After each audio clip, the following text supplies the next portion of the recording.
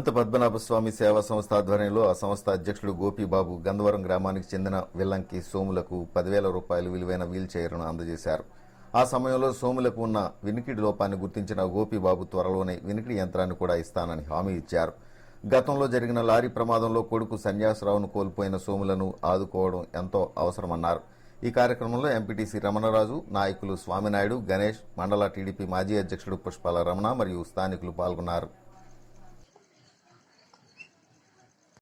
తిరగాలనుకో కుడిపక్క అట్లా తిరగాలంటే కుడిపక్క రెండు